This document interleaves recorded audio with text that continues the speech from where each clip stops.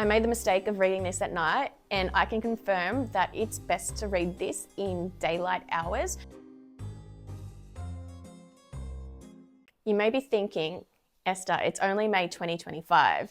How on earth do you know what the best horror books of 2025 will be when you're only in May? I don't think the bar can go any higher. It's really high this year. Let's get into what my 5-star horror reads of 2025 have been so far.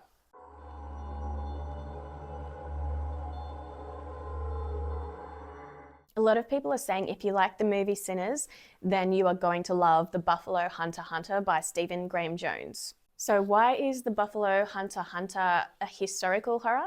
Well, it is based on the Marais Massacre, which was the slaughter of nearly 200 or more Blackfeet people. Horror hits differently when it's built on the bones of real genocidal history. The blood, viscera, and supernatural vampire horror is plentiful in The Buffalo Hunter Hunter, but it pales in comparison to the real horror story. The brutality of colonization, the events of the Marais Massacre, and the hunting of buffalo to near extinction. The Buffalo Hunter Hunter dredges up the historical truth of the massacre, reminding us of the ways that history is often written by the victors and colonizers and consequently sanitized, whitewashed, buried. The book is a reckoning, an excavation of memory and trauma, wrapped up in Goodstab's confessional-style recordings to Arthur Bocan, the Lutheran pastor. It's in an epistolary format, which makes it like I've almost stumbled across something not meant for my eyes. Initially, the language of Goodstab took me some time to settle into because it's not meant to be easy. The way I interpret it is that you're meant to sit with it, immerse yourself in it, and get used to the way Goodstab talks. It's not diluted for convenience. There's no hand-holding, there's no glossary, there's no neat little footnotes. Instead, I had to work for my understanding. It's a deliberate artistic choice by Stephen Graham Jones, and one I really revere. My interpretation is that the language is something to be felt through immersion. The effort you put in to adapt to the flow makes the emotional payoff all the more richer. Additionally, The Buffalo Hunter Hunter is not an easy read. Some books exist to provide comfort or to provide escape. This one exists to confront the carnage that history so often obscures. The sheer amount of blood and brutality, both against people and animals, is staggering, so please be mindful of content warnings. This book doesn't just shock, it opens up a wound that never really healed. And that's a history we can't afford to forget, no matter how ugly it gets. I am, without a doubt, adding Stephen Graham Jones to my favourite list of horror writers ever.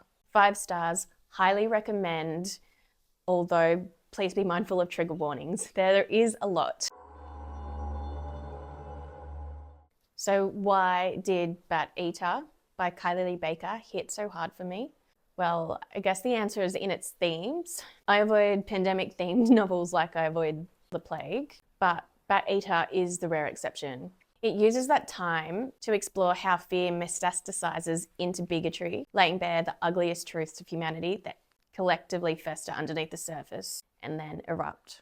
As a brown girl born in Australia to South Asian immigrant parents, my lived experience isn't quite the same as the Asian American context that Kylie Lee Baker delves into. Still, racism wears many faces and does have a universal, applicable context, just different brands across the world. Bat Eater kind of gives if The Ring or The Grudge had a love child with a blood-soaked thriller, and it's as gory as it is haunting. So in chapter 1, our main character, Cora Zeng, is standing with her sister Delilah on a platform and someone pushes her sister into a train. Yep, we're starting strong. And from there, the story just ramps up with so much visceral intensity and it becomes a pretty wild ride. So for a bit of background into Cora Zeng's story, she works at a dry cleaner, except since the pandemic, her dry cleaning job has turned into a crime scene cleaning job. But also, there seems to be a serial killer targeting specific racial groups and leaving bat corpses as their grotesque calling card.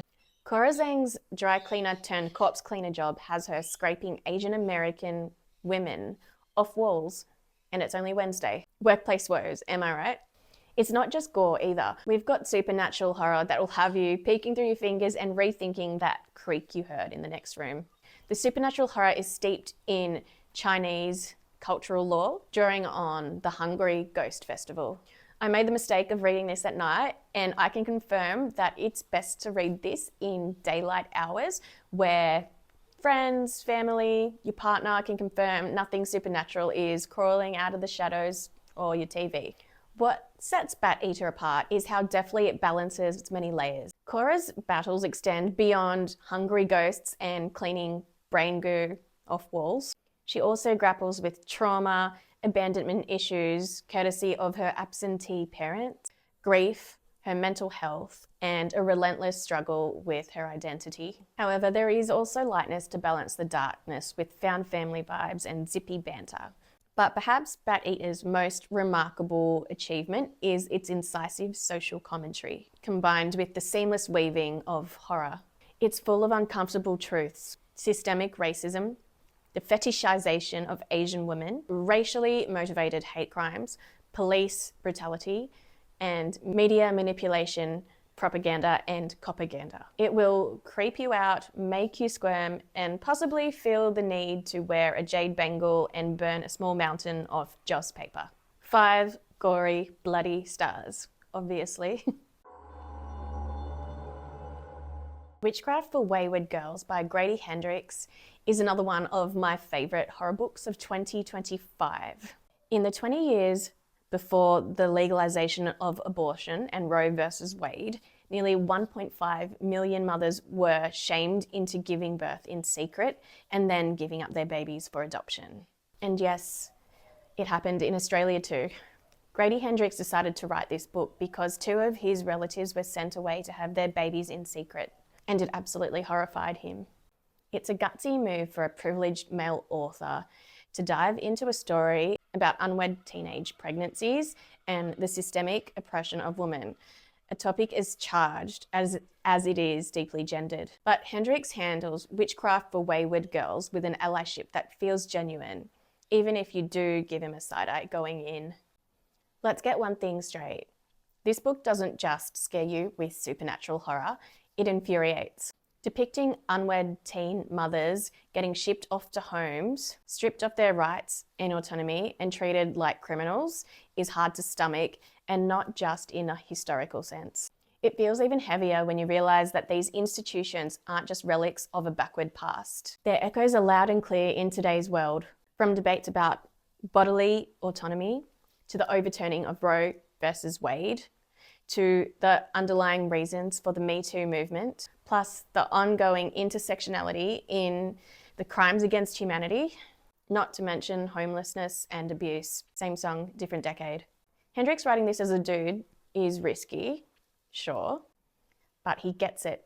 He centres the trauma, the injustice, and the rage of women throughout history and of today. Because it is set in the 1970s in a pre-Roe versus Wade era, Hendrix bypasses the minefield that is the pro-choice versus pro-life debate, and instead forces us to face the raw, unfiltered horror of denying women agency. He's not preachy about it, so don't worry if that's a concern of yours. This book won't be for everyone. It's probably gonna ruffle a few feathers, trigger some incels and misogynists, and land on some banned book lists faster than you can say the colour purple. And the irony that it is a man writing this, yes. But hey, that's the kind of resume you want as an author tackling these topics. I have seen a few criticisms that there isn't enough witchcraft in this book, and I do tend to agree. It reads more like historical fiction with elements of and splashes of witchcraft. So I would say adjust your expectations if you're looking for tons of supernatural horror from the get-go, because the supernatural takes a while to get going. Because the real horror isn't otherworldly. It's what we've permitted and continue to permit to happen in plain sight. Please note there is also visceral pregnancy and birth-related body horror. Be that as it may, this story is also a reckoning. Beneath the witchy vibes lies a defiant reminder. Women have always been powerful, even when systems tried to dismiss, control them, or snuff them out. Hendrix doesn't just remind us to rage, he reminds us to rise. My only critique for this book would be that I wanted a more fleshed out character arc for Hagar and Miriam. This is truly a powerful read. I highly recommend it. 5 stars.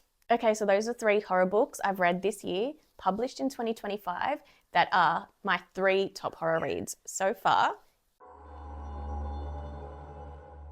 I do have a prediction for another 5-star read, and that one is Blood Slaves by Marcus Redmond. The other one I have my eye on is Make Me a Monster by Kaylin Barron, which is a retelling of Frankenstein. And another one which was published last year in 2024, but I really do believe deserves more recognition, is The Dark We Know by Wenyi Lee.